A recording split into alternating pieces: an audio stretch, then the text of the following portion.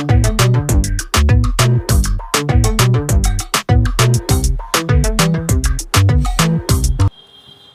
Guys, कैसे हो आप सभी। आज फिर हम ऑर्बिट नीट ऑनलाइन क्लासेस में आपका स्वागत करते हैं। आज एक नया content class 10+1 lecture number 15 some basic concept of the chemistry लेकर फिर हम आपके सामने हाजिर हुए हैं। आज इस लेक्चर में हम बात करने जा रहे हैं लॉ ऑफ केमिकल कॉम्बिनेशंस क्या होते हैं। इस लेक्चर को स्टार्ट करने से पहले मैंने एक छोटी बात बोर्ड पर लिखी है जो काफी लाइफ के अंदर यदि इसको डाल लिया जाए तो एक नया ही जज्बा उत्पन्न होता है। तो क्या बेटा, इस चीज को पढ़ो कि उड़ान तो भरनी है चाहे 1000 बार गिरना पड़े, उड़ान तो भरनी है चाहे 1000 बार गिरना पड़े, सपने तो पूरे करने हैं चाहे दिन रात एक करनी पड़े, सपने तो पूरे करने हैं चाहे दिन रात एक करनी पड़े। वो बोलते हैं ना, जीतने की जिद होनी चाहिए या जीतने की जिद रखो, हार तो हमारा सामना होता रहता है। जीतने की जिद रखो, हार से तो हमारा सामना होता रहता है। तो बेटा कभी भी लाइफ के अंदर मायूस नहीं होना है। इंसान के पास हजारों मुसीबतें आती हैं और उन मुसीबतों को चीरकर फिर भी इंसान आगे बढ़ता है। ऐसा ही बनिए हो आप, कभी भी लाइफ के अंदर मायूस नहीं होना है कि बस ऐसे काम करना है बड़ी खामोशी से, और उस खामोशी से की गई मेहनत एक दिन जब रंग लेकर आएगी दुनिया के होश उड़ा देती है। तो आप अपने फील्ड में कंटिन्यू मेहनत करते रहना, आपको एक दिन आपको कामयाबी 100% मिलेगी। इसी के साथ हम स्टार्ट करने जा रहे हैं हमारा लेक्चर नंबर 15।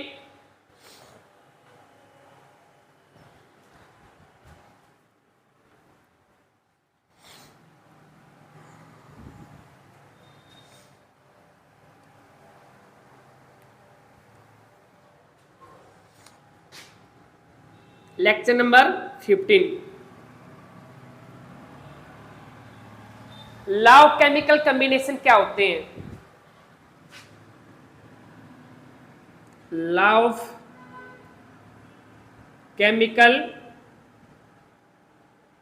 कॉम्बिनेशन,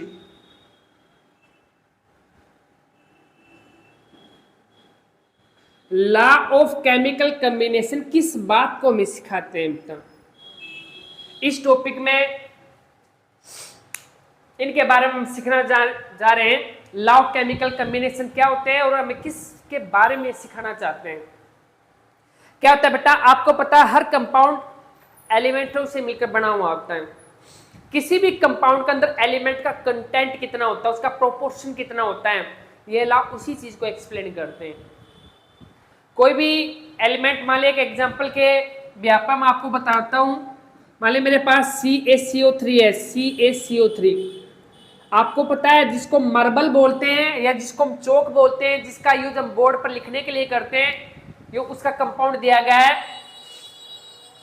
अरे ये ला क्या बताते हैं बेटा, ये ला नु बताते हैं दिए गए कंपाउंड का अंदर किसी भी एलिमेंट का कितना कंटेंट या कितना प्रोपोर्शन में वो एलिमेंट प्रेजेंट होते हैं, इस चीज को एक्सप्लेन करते हैं हमारे law of chemical combinations. Calcium का कंटेंट कितना है, कार्बन का कंटेंट कितना है, ऑक्सीजन का कंटेंट कितना है, इन चीजों को बताते हैं आपके लॉ ऑफ केमिकल कॉम्बिनेशंस। इस बात को नोट कर लेना। तो क्या बता, these law explain the composition of the element in the compound. These law explain the composition of the element in the compounds. ये कंपोजिशन को एक्सप्लेन करते हैं, किसी कंपाउंड के अंदर कितनी कंपोजिशन प्रेजेंट होती है किसी भी एलिमेंट की, उसको बताने के लिए ये कुछ लॉ दिए गए हैं जो अपन इसका अंदर डिस्कस करने जा रहे हैं। और जो फर्स्ट लॉ है मैं एक बार आपको बता देता हूं सारे लॉ कौन कौन से लॉ हमारे पास। पहला लॉ है law of conservation of mass, law of conservation of mass. दूसरा लॉ है law of definite proportion.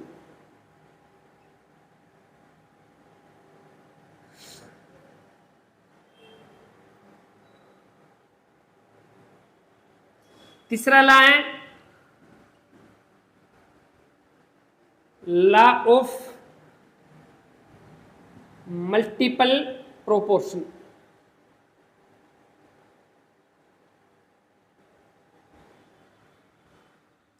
Fourth law है रेसिप्रोकल।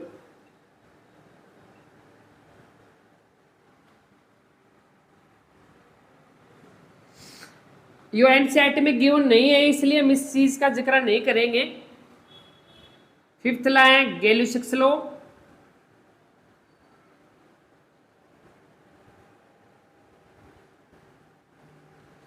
गैली-सिक्स लॉ। और हमारा सिक्स जो लॉ है वो है अवोगाड्रो लॉ।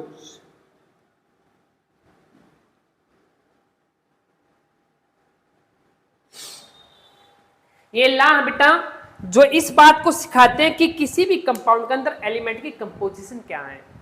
इसको एक्सप्लेन करने के लिए कुछ लॉ दिए गए हैं जो मैंने यहाँ पर बोर्ड पर मेंशन भी किए हैं। इस चीज को नोट करो एक बार, उसके बाद फिर एक एक करके इन लॉ को एक्सप्लेन करते हैं। और पहला लॉ है law of conservation of mass.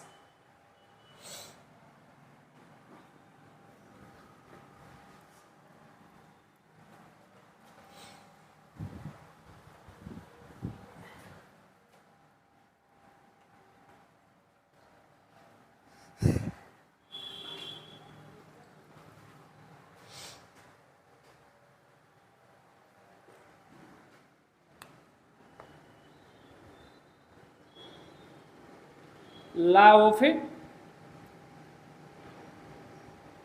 Conservation of mass क्या किस चीज को एक्सप्लेन करता है? Law of conservation of mass. ठीक है, फर्स्ट पॉइंट क्या लिखोगे बेटा? इस लॉ को लेवोसियर नाम का एक साइंटिस्ट था जिसने इसको पुट किया था। लेवोसियर इस साइंटिस्ट ने इस लॉ को प्रपोज किया था बेटा, law of conservation of a mass क्या होता है। ठीक है, this law is given by the Lavoisier. Lavoisier नाम का साइंटिस्ट था जिसने इस लॉ को दिया था अपना। और इस साइंटिस्ट का क्या ना क्या बेटा, ये लॉ कहता है चाहे तो हम फिजिकल चेंज करें या फिर कोई भी केमिकल चेंज करते हैं तो मास कभी भी किसी चीज का नहीं बदलता है, वो हमेशा कांस्टेंट रहता है। मास के अंदर कोई भी डिफेक्ट देखने को नहीं मिलता अपन है, इस लॉ का ये कहना है। तो एक बार स्टेटमेंट नोट करो। According to this law total mass of the reactant and product, according to this law total mass of the reactant is equal to the total mass of the product. Bracket में mention कर लेना, चाहे आपका physical change हो या फिर chemical change हो। इस चीज को एक्सप्लेन करते हैं और एग्जांपल के द्वारा मैं इस चीज को एक्सप्लेन करूंगा यहाँ पर आपको।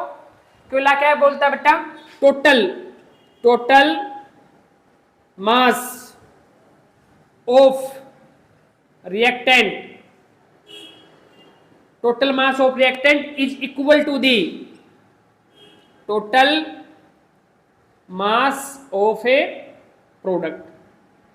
रिएक्टेंट का टोटल मास प्रोडक्ट के टोटल मास के इक्वल होता है, चाहे आप फिजिकल चेंज करो या फिर केमिकल चेंज कर रहे हो आपको मास में डिफेक्ट्स देखने को नहीं मिलता है।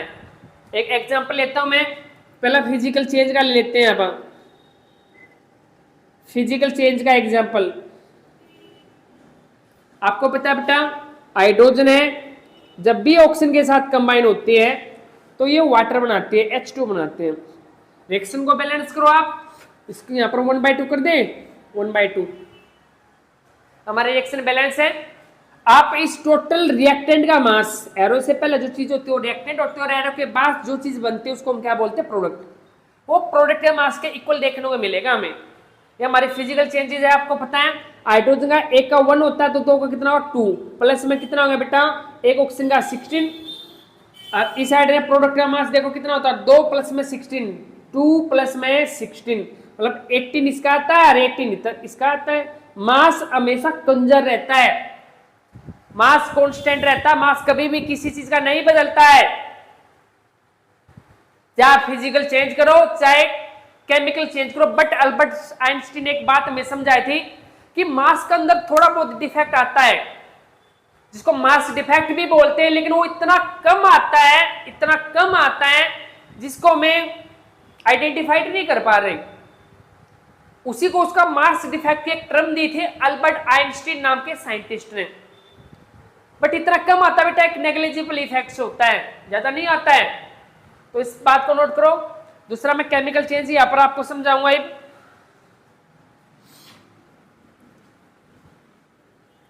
चाहे आप फिजिकल चेंज कर लो, चाहे आप केमिकल चेंज कर लो, मास नहीं बदलता किसी चीज का। देखो मेरे पास एक कोनिकल फ्लास्क है, केमिकल लैब के अंदर ये एक्सपेरिमेंट आप कर सकते हो।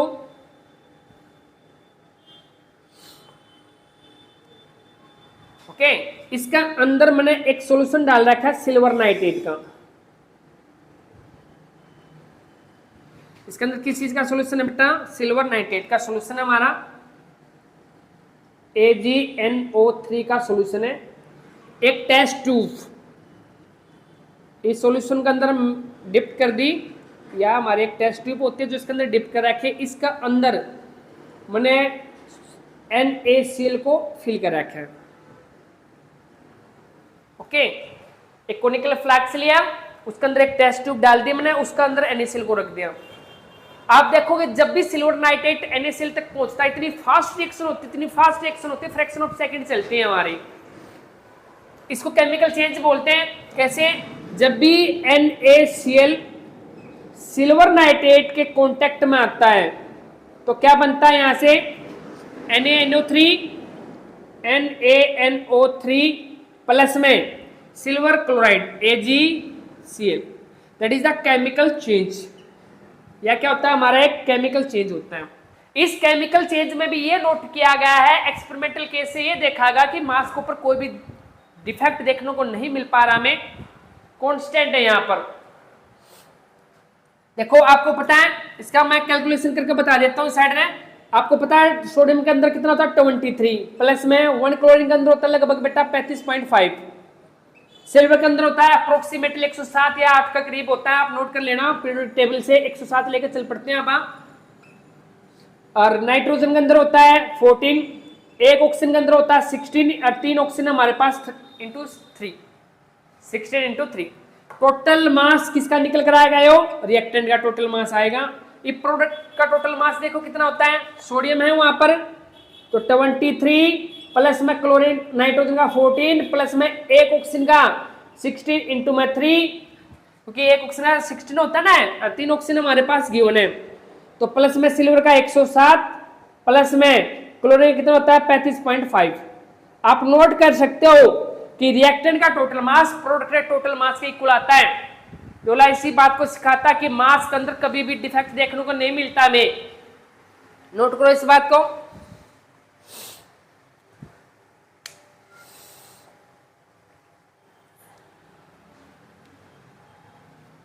इसका दूसरा स्टेटमेंट और नोट करना बेटा। योला एक बात और बताता है हमें कि matter can not be created not be destroyed. Matter को ना तो आप तोड़ सकते हो ना बना सकते हो, और आपको पता है one form to another form हम चेंज कर सकते हैं, इसमें कोई दो राय नहीं है। कोई भी मैटर इस दुनिया से परमानेंटली खत्म नहीं होता है, वो सिर्फ एक रूप से दूसरा रूप लेता है। आपको पता है इस चीज का? कैसे? मेरे पास मार्कर है, मैंने इसको जला दिया, जब मैं इसको मार्कर को जलाता हूं आपको पता है CO2 गैस निकलकर इन्वायरमेंट में आती है, और इसके रेसिड्यूज बच जाता है, हमारा राख वगैरह बच जाती है तो वो इसी इन्वायरमेंट के अंदर, इन्वायरमेंट से बाहर थोड़ी गई है। साइंस तब किसी चीज को पूरी तरीके तक खत्म होया मानते हैं जब उसी इन्वायरमेंट के अंदर ही ना रहा हुआ चीज, और ऐसा हमें देखने को नहीं मिलता है। इसलिए तो बोलते हैं matter can neither be created not be destroyed but change one form to another form. बोलते हैं कि मैटर जो होता है उसको ना तो परमानेंटली खत्म किया जा सकता है, ना परमानेंटली उस चीज को ऑब्टेन कर सकते हो आप, बस सिर्फ एक रूप से दूसरा रूप आप उसको दे सकते हो। मेरे पास सॉलिड था, इसकी गैस बनकर इन्वायरमेंट में आ गया, एक रूप से दूसरा रूप आप मतलब एक रूप से दूसरा रूप ले चुका है हमारा मैटर। ओके, नोट करो बेटा। एक बात और बता देता हूं कि हमारा जो law of conservation of mass होता है न्यूक्लियर रिएक्शनों को पर काम नहीं करता, उसके लिए ट्रू नहीं है हमारा ये लॉ। न्यूक्लियर रिएक्शन में मास के अंदर डिफेक्ट्स देखने को मिलता हमारी, न्यूक्लियर रिएक्शन को छोड़कर बाकी रिएक्शनों को अप्लाई होता हमारा ये लॉ, लेकिन न्यूक्लियर रिएक्शन को पर काम नहीं करता, इस बात को नोट कर लेना।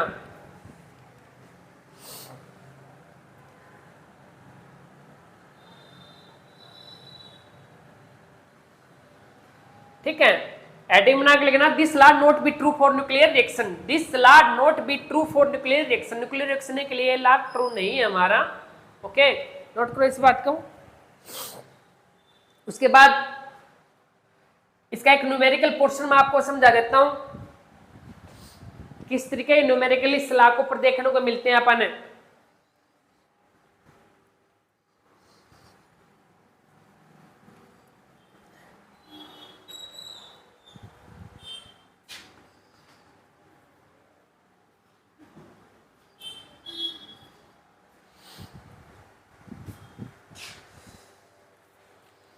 देखो बेटा, एक न्यूमेरिकल है मेरे पास, आप नोट कर सकते हो आप।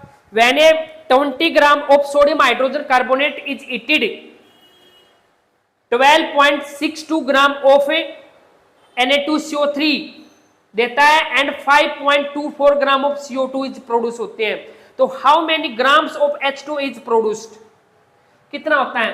कहता है कि मेरे पास सोडियम हाइड्रोजन कार्बोनेट है, जब भी मैं इसको गर्म करता हूं, हीट करता हूं, तो ये टूट जाता है Na2CO3 प्लस CO2 प्लस में H2O के अंदर डिकम्पोज होता है। इसको बैलेंस कर लेते हैं, दो से यहां पर मल्टीप्लाई कर लेते हैं, हमारी केमिकल रिएक्शन बैलेंस्ड है। ओके, और उसने क्या आपको दिया है, उसने कहा कि 20 gram of sodium hydrogen carbonate, कितना बेटा हो?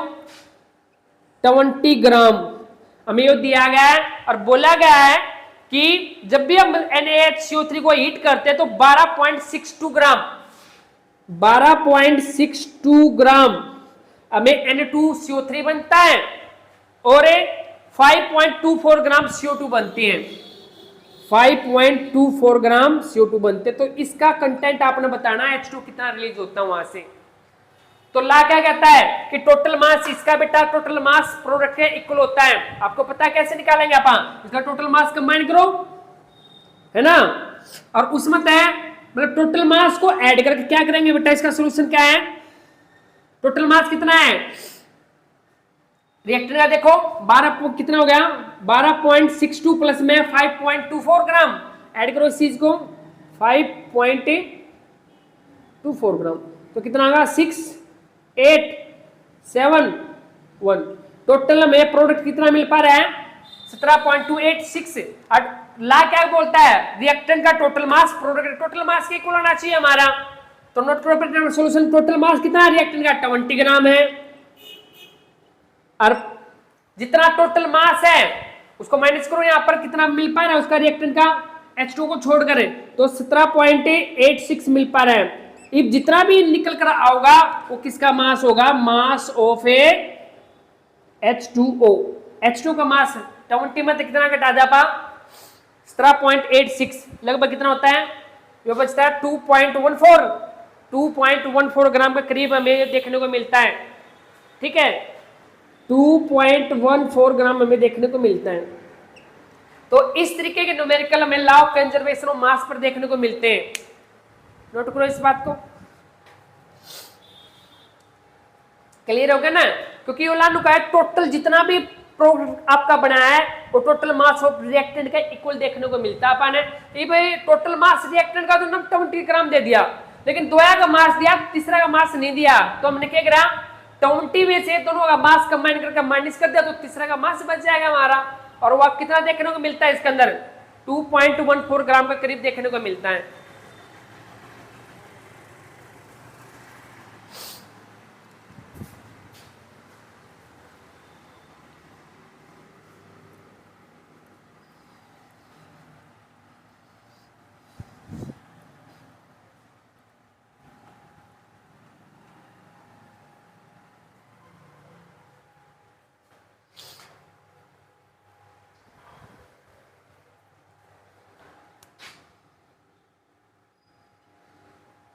सेकंड ला है, एडिंग डालो, लॉ ऑफ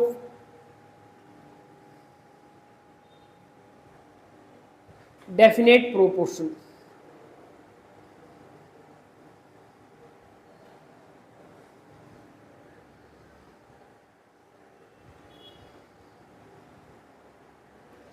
क्या बोलते हैं बेटा? लॉ ऑफ डेफिनेट प्रोपोर्शन क्या बोलते हैं? एक जोसेफ प्राउस्ट नाम का साइंटिस्ट था जिसने इस लॉ को पुट किया था।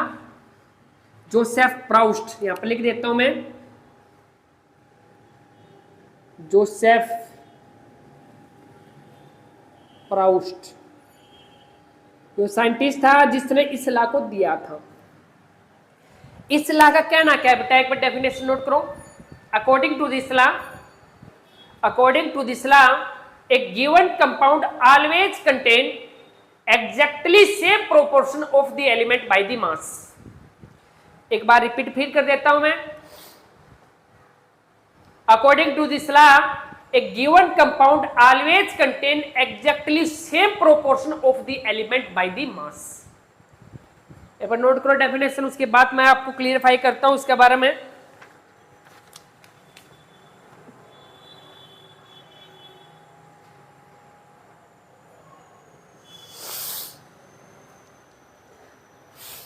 योलानु बोलता है बेटा कि किसी भी एलिमेंट का किसी भी कंपाउंड का अंदर कंटेंट फिक्स होता है, प्रोपोर्शन सेम होता है। एक एग्जांपल देता हूं मां, देखो यहां पर सी कॉपर कार्बोनेट का ही ले लेते हैं, चलो CuCO3 का ले लेते हैं। आपके एनसीईआरटी बुक में शायद CuCO3 का है और बताया गया है कि नेचुरल जो होता है CuCO3 का अंदर कॉपर का कंटेंट कितना देखने को मिलता है अपन, कॉपर का कंटेंट, इसमें कार्बन है और इसमें क्या है, ऑक्सीजन का कंटेंट अपन देखने को मिलता है। और कितना कितना कंटेंट होता है नेचुरली, हमें ये देखने को मिला कि कॉपर का 51.7% पाया गया, 51.7% पाया गया, और कार्बन का कंटेंट पाया गया अपन है 39%, और जो ऑक्सीजन का कंटेंट है वो लगभग पाएगा 9.3%।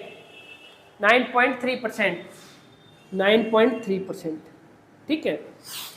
जब भी हम इस कंपाउंड को नेचर से ऑब्टेन करते हैं और हमें एनालिसिस करा इस चीज के बारे में कि पता लगा कॉपर कार्बोनेट के अंदर कॉपर का कंटेंट नेचुरली 51.7% पाता है, इसका 39% पाया हुआ कार्बन का, और ऑक्सीजन का कितना पड़ता है 9.3% पाता है। बट जब लैब का अंदर इसको आर्टिफिशियल सिंथेसाइज किया गया, आर्टिफिशियल तरीके से इस चीज को सिंथेसाइज किया गया,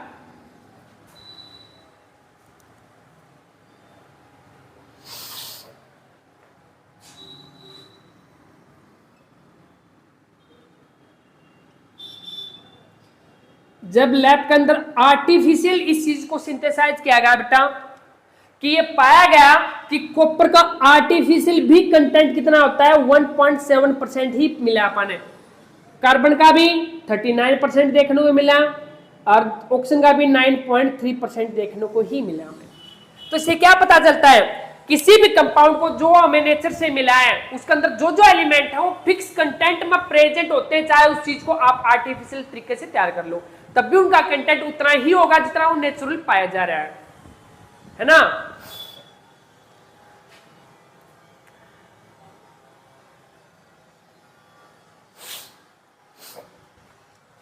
और एक एग्जांपल लेता हूं, इसको एक बार नोट करो। दूसरा एग्जांपल लेता हूं मैं इस ला का,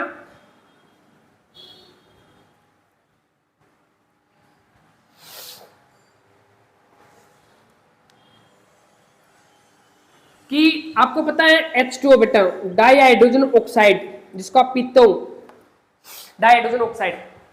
तो आपको पता है वाटर हम अलग अलग सोर्स से ऑब्टेन करते हैं, रेन वाटर है, ग्राउंड वाटर है, वेल वाटर है, सी वाटर है, पोन्स का वाटर है, अलग अलग सोर्स से आप बेसिक किसी भी तरीके का पानी, चाहे अमेरिका का पानी ले लो, चाहे चांद में मिल जाए हमें पानी वहां से ले लो आप, चाहे मंगल ग्रह पर पानी मिल जाए वहां से ले लो आप, मतलब इस पूरे वर्ल्ड में जहां से आपको पानी मिल सके वहां से आप पानी को उठाओ। और उसमें हाइड्रोजन ऑक्सीजन का कंटेंट देखो बेटा फिक्स मिलेगा, आपने मास का कंटेंट भी फिक्स मिलेगा, उसका अंदर उसका वॉल्यूम का कंटेंट भी हमें देखने को मिलता है। देखो आपको पता है H2 के अंदर हाइड्रोजन का आइटम कितने हैं 2, रेशो कितना है 16, 1:2:1 में देखने को मिलता है अपन, मिलता है ना। और इसका मास का रेशो भी कितना देखने को मिला अपने 2:16, तो सिंप्लीफाई कराएंगे तो 1:8 में देखने को मिलता है। मतलब क्या होता है, आप इस वर्ल्ड के अंदर, इस धरती का ऊपर या चांद में किसी भी प्लेनेट के ऊपर यदि आपने पानी मिल जाए तो उस पानी के अंदर हाइड्रोजन और ऑक्सीजन का प्रोपोर्शन आपने फिक्स देखने को मिलता है, जो हमें यहां पर ऑब्जर्व किया हुई। भाई एटमों का रेशो 2:1 देखने को मिलता है, तो उसमें भी ऐसा ही होगा, सेम रेशो मिलेगा हमें, और उसका मास का भी रेशो में सेम देखने को मिलता है 1:8। योला इसी बात को बोलता है कि आप चाहे किसी चीज को नेचुरल ऑब्टेन कर लो या फिर उसी चीज को आर्टिफिशियल बना लो, उसका अंदर जो एलिमेंट का कंटेंट होता है वो हमेशा फिक्स रहता है, वो चेंज नहीं होगा, और यदि चेंज होता है तो आप उस कंपाउंड को प्रिपेयर नहीं कर पाओगे आप। योला इस बात को बोलता है। ओके, नोट करो इस बात को।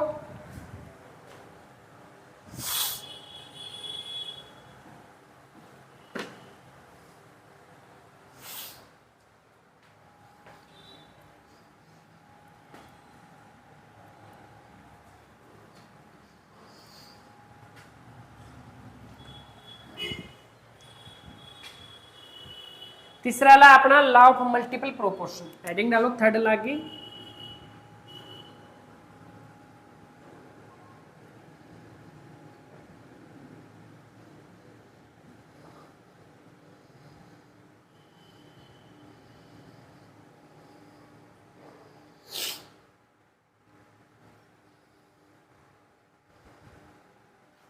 लॉ ऑफ मल्टीपल प्रोपोर्शन, इस लॉ को जॉन डाल्टन नाम का एक साइंटिस्ट है जिसने 1803 के अंदर इसको पुट किया था, John Dalton.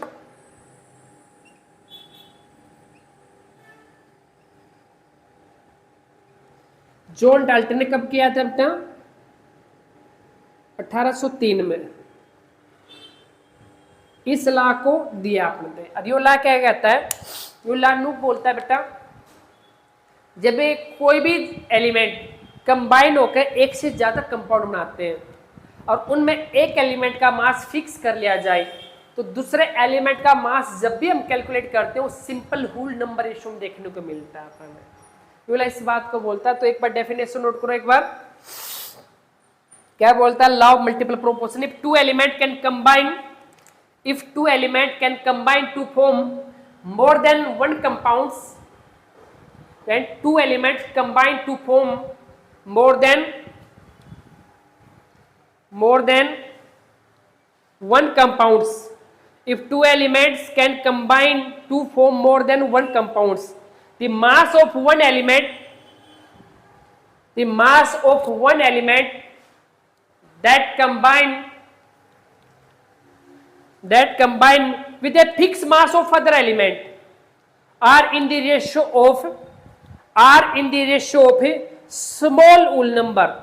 Small whole number एक एग्जांपल से समझ में आएगा, मैं आपको बताता हूं। देखो बोला क्या बोलता है, लोग कोई भी दो एलिमेंट लेता हूं मैं, H2 प्लस में O2, और हाइड्रोजन ऑक्सीजन जब भी आप मिलते हैं, आपस में मिलते हैं, तो एक से ज्यादा कंपाउंड बनाते हैं। हाइड्रोजन ऑक्सीजन मिलकर H2O भी बना सकता है और हाइड्रोजन ऑक्सीजन मिलकर H2O2 भी बना सकता है। एक से ज्यादा कंपाउंड देखते हैं भाई।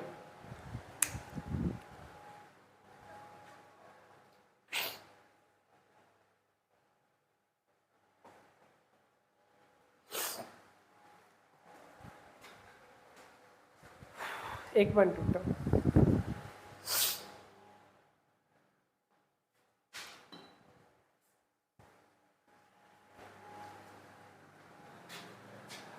डाइहाइड्रोजन ऑक्साइड्स पी लेते हैं, थोड़ा गला सूखने लगे हैं, काफी देर से हम लगे हुए लेक्चर के अंदर।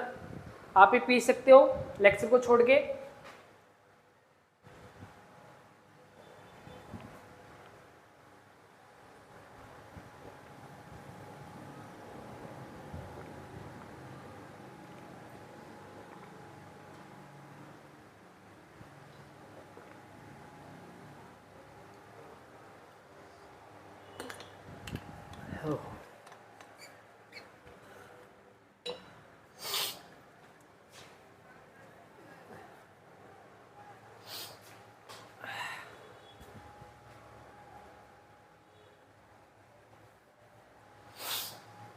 बारिश का मौसम हो चुका है, बारिश आने वाली है।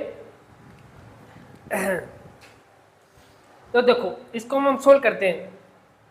क्या मैंने देखा, जब दो एलिमेंट एक से ज्यादा कंपाउंड बनाते हैं और किसी भी कंपाउंड के अंदर एक एलिमेंट के मास को फिक्स कर लिया जाए तो दूसरी एलिमेंट का मास का जो रेशियो होगा ना, सिंपल में देखने को मिलता है।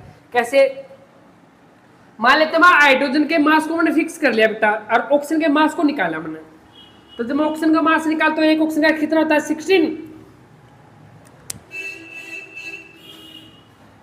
एक एलिमेंट के मास को इन मतलब कोई भी सेम एलिमेंट के मास को फिक्स करना, आपने मास को फिक्स कर लिया आपने, उसके बाद दूसरे एलिमेंट का मास का रेशियो निकालो। आपने सिंपल होल नंबर रेशियो में देखने को मिलेगा। सिंपल होल नंबर रेशियो क्या होता है आपको पता होगा, ना पता तो मैं यहाँ पर समझा देता हूँ। हो सकता है 1:1 में मिल जाए, हो सकता है 1:2 में मिल जाए, हो सकता है 2:1 में मिल जाए, हो सकता है 3:2 में मिल जाए, हो सकता है 2:1 में देखने को मिला। ऐसा कभी नहीं होगा भाई 3:11 में पा गया आपने, 3:17 में पा गया, ऐसे चीज देखने को नहीं मिलेगा आपने।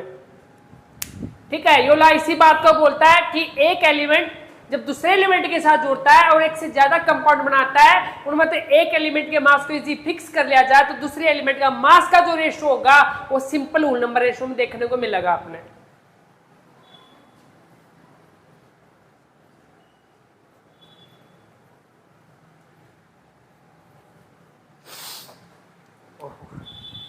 तो निकाले अब देखो, गर्मी काफी है भाई,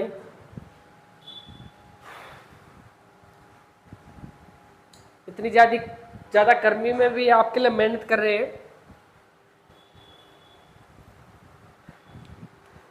तो आप भी इतनी मेहनत करके ही पढ़ो बेटा, लाइफ में इतनी सक्सेस होना। तो क्योंकि मेहनत के बिना आज तक कोई भी अपनी मंजिल तक नहीं पहुंच पाया है। तो देखो इसके मास को हमने फिक्स कर लिया ऑक्सीजन का, और इस दूसरे कंपाउंड के अंदर इस ऑक्सीजन का मास को जब हम निकालते हो कितना, एक ऑक्सीजन का कितना होता है 16, दूसरा कितना होगा, एक का 16, दूसरा का 32। जो सिंपलीफाई करा तो 1:2 में, तो सिंपल नंबर रेशियो में देखने को मिलता अपन, है ना, सिंपल नंबर रेशियो में देखने को मिलता है। चलो नोट करो, दूसरा एग्जाम्पल लेता हूं मैं, देखो और एग्जाम्पल देता हूं मैं इसका।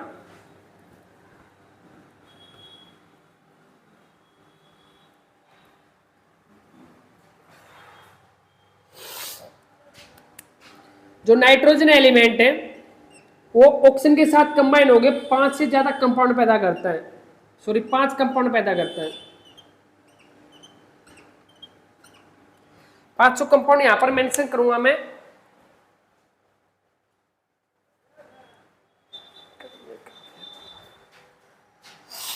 देखो पहला कंपाउंड क्या होता है,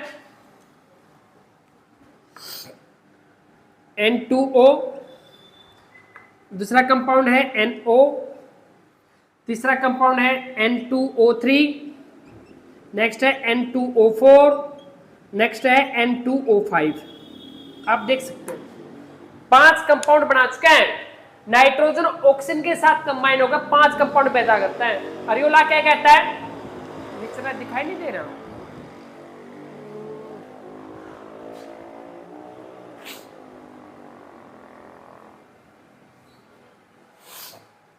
निचला आपको दिखाई नहीं दे रहा, मैं थोड़ा ऊपर लिख देता हूं।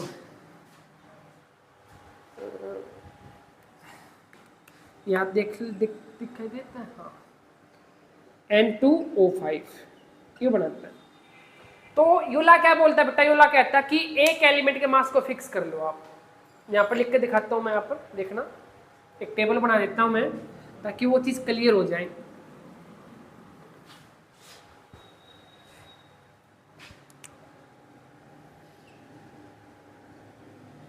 इस साइड नाइट्रोजन को लेना है, इस साइड ऑक्सीजन को ले लेते हैं अपन। तो 5 कंपाउंड कौन से बेटा अपने पास, N2O, NO, N2O3, N2O4 और N2O5।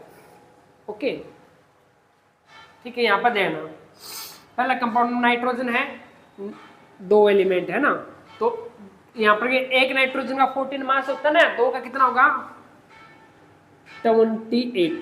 यहाँ पर एक ऑक्सीजन का कितना होता है 16, मास लिखता हूँ, यहाँ पर मास लिखे गए, यहाँ पर 14, यहाँ पर 16, यहाँ पर 28, यहाँ पर 16 आती है 48, 16 32 16 आती है 48, ठीक है। यहाँ पर 2 नाइट्रोजन है ना हमारे पास, 2 नाइट्रोजन है तो 28 और इसको बेटा 64, यहाँ पर 28 और 16 पंजा 80।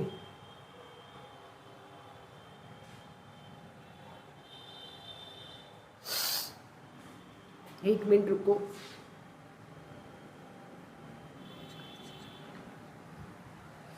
सोलह पंजे 80 यहाँ पर,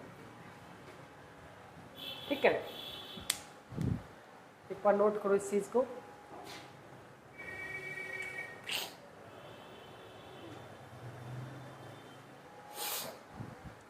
तो उसको बोला कि इन मतलब किसी भी एक एलिमेंट का मास को सेम कर लो, आप बराबर कर लो।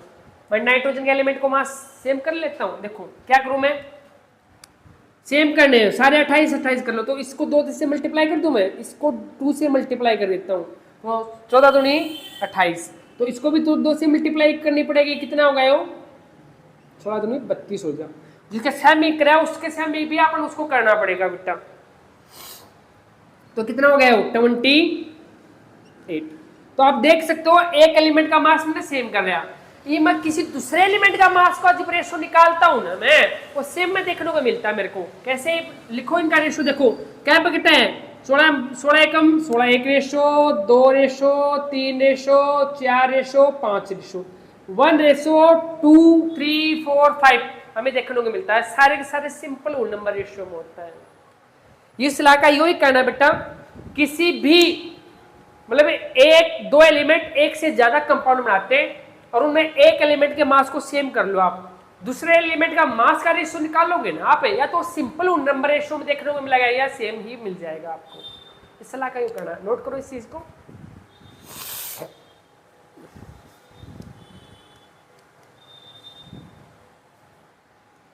और भी एग्जांपल मेरे पास देने के लिए इस सलाह का, देखो आपको पता है कार्बन जो है वो ऑक्सीजन के साथ रिएक्शन करके एक से ज्यादा कंपाउंड बना सकती है, 2 बनाती है कार्बन डाइऑक्साइड और दूसरी क्या बना सकती है कार्बन मोनोऑक्साइड। और बोलेगा एक के मास को फिक्स करो, इसका मास सेम है 12 12, दूसरे एलिमेंट का मास का रेशियो निकाल के दिखाओ, कितना आएगा उसका 32, इसका कितना आएगा 16, दोनों का रेशियो निकालेंगे 2:1। सिंपल नंबर रेशियो में देखने को मिलता अपन है ना। तो 2-3 एग्जांपल मैंने इस सलाह के बारे में आपको दे दिए हैं, नोट करो इस चीज को।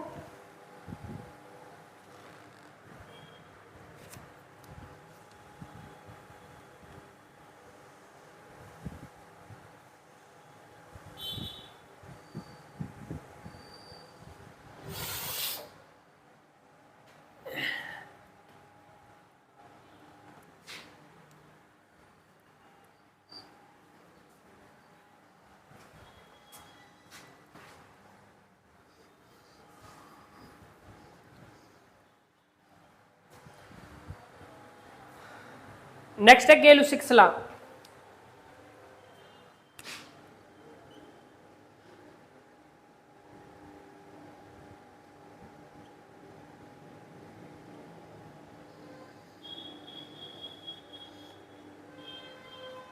गैल्यूसिक्स लॉ, क्या कहता है बेटा, फर्स्ट पॉइंट इस लॉ को गैल्यूसिक्स ने ही दिया था और ये स्पेशल गैस के ऊपर ही अप्लाइड होता है, सिर्फ गैस के बारे में इस लॉ को दिया गया था।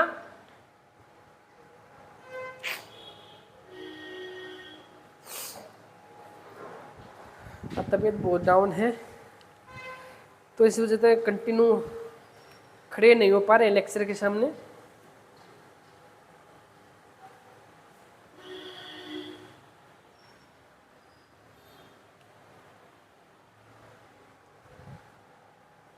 तो गैल्यूसिक्स लॉ क्या बोलता है बेटा, फर्स्ट पॉइंट क्या नोट करोगे, this law only applicable for the gas, सिर्फ गैसियस एलिमेंट को ऊपर इस लॉ को लाते हैं आप। गैल्यूसिक्स ने इस लॉ को दिया था इसका स्टेटमेंट लिखो क्या कहता है। ये कहता है जब भी दो गैसेस आपस में कंबाइन होती हैं, जब भी दो गैसेस आपस में कंबाइन होकर जो प्रोडक्ट बनाती हैं, ठीक है, उन गैसों का जो वॉल्यूम का जो रेशियो होता है वो सिंपल होल नंबर में देखने को मिलता है, सिंपल अनुपात में देखने को मिलता है। ठीक है, नोट करो डेफिनेशन क्या बोलता है। According to this law, when two gases combine to form a compound, when two gases combine to form a compound, then their volume ratio are always simple। उनका जो वॉल्यूम का रेशियो होता है वो सिंपल देखने को मिलता है अपन। एक बार फिर रिपीट कर देता हूं। According to this law, when two gases combine to form a compound, then their volume are always in this simple whole number ratio। ठीक है, और ये किसके लिए applicable? This law is applicable only for the gaseous reaction and should not be used for a non gaseous reactant product। इसको सिर्फ आप gases reaction के ऊपर ही अप्लाई कर सकते हो, किसी दूसरे रिएक्शन के ऊपर ये लॉ अप्लाई नहीं होता है। एक एग्जांपल के दौर में इन चीज को मैं आपको बताता हूँ। मतलब क्या मतलब बेटा, सीधी बात है, जब भी दो गैसें आपस में कंबाइन होते हैं वो सिंपल रेशियो में कंबाइन होते हैं, सिंपल रेशियो में कंबाइन होकर ही प्रोडक्ट बनाती है। सिंपल बात यह है इस लॉ की। तो क्या बोलता है, H2 प्लस में Cl2 दोनों गैस ही है, या भी गैस है या भी गैस है, ये कंबाइन होकर क्या बनाती है? 2HCl बनाती है। तो उनका इनका वॉल्यूम का रेशियो ऑलवेज सिंपल में, कोई भी गैस जब भी कंपाउंड पैदा करती है तो सिंपल रेशियो में ही कंबाइन होकर कंपाउंड पैदा करती है। आपको पता है इसका वॉल्यूम का रेशियो कितना है? इसका वॉल्यूम कितना है? 1। इसकी वॉल्यूम कितनी है? 1। ठीक है, इसकी वॉल्यूम कितनी है बेटा? 2। तो इनका रेशियो निकालेंगे तो 1:2। तो देखो सिंपल वॉल्यूम रेशियो में कंबाइन होकर ही प्रोडक्ट गैस बनाती है, इस बात को ध्यान रखना। ठीक है,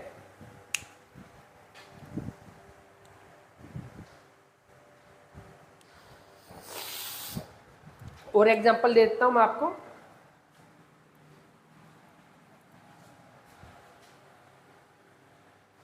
आपके एनसीईआरटी का ये कि यहां पर हाइड्रोजन लिखी गई है, हाइड्रोजन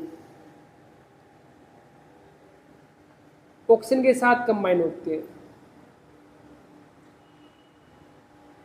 वाटर देती है। इनके सिंबॉलिकल रिप्रेजेंटेशन लिख लिखता हूं।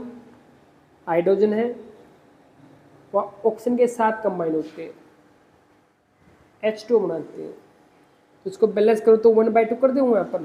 ठीक है, इसका वॉल्यूम का रेशियो कितना है बेटा? यदि ये 100 ml मान लूँ मैं, इसकी वॉल्यूम मान लूँ 100 ml। ठीक है, इसका वॉल्यूम 1 है तो इसको 100 ml मान ले तो ये कितना रह जाएगा हमारे पास? 50 ml।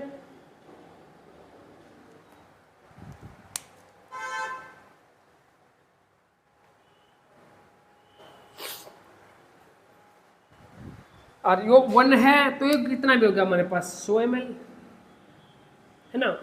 आप देख सकते हो, आप देखो बेटा इसका वॉल्यूम का रेशियो 1 था, इसको 100 ml मान लिया मैंने, 1 के लिए 100 है, यो हाफ है, तो ये कितना होगा हमारे पास? 50 ml। यो कितना होगा? 1 था, ये 100 ml होगा। इनका रेशियो निकालूं कितना आएगा? 1 रेशियो कितना, सॉरी बेटा क्या कटेगा? 1:2 है ना, 1:2 तो रेशियो होगा ना इसका। हाँ ओके, तो कंप्लीट रेशियो निकालने की जरूरत नहीं, सिर्फ रिएक्टेंट का निकाल सकते हो आप। कितना आएगा? 2:1। योग लॉ सिर्फ इस बात को सिखाता है कि जब भी कोई भी गैसेस एलिमेंट्स कंबाइन होते हैं तो वो सिंपल रेशियो में कंबाइन होकर कंपाउंड पैदा करती है।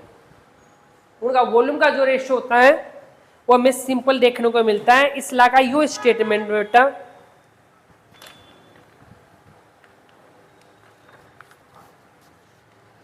ठीक है। उसके बाद लास्ट लॉ हमारा रहता है अवोगाड्रो लॉ, नोट करो।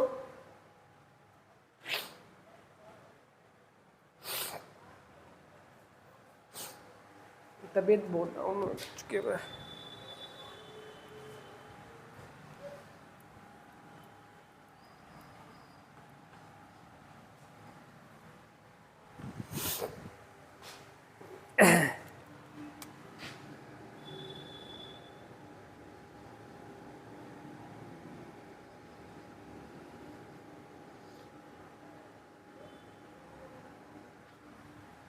अवोगाड्रो लॉ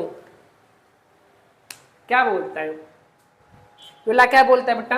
यहाँ पर लिख देता हूँ, तो मेरे को बहुत पसंद है योला, इसलिए लिख देता हूँ। योला क्या बोलता है? Equal volume of all gases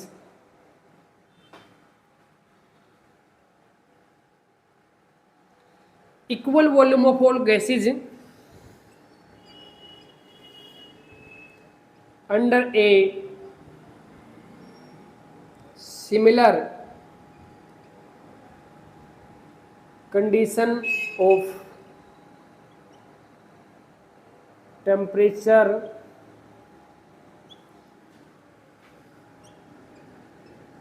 and pressure contain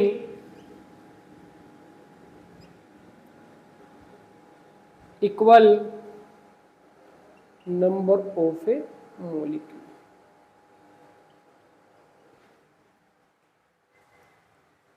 देखो ला क्या बोलता है बेटा?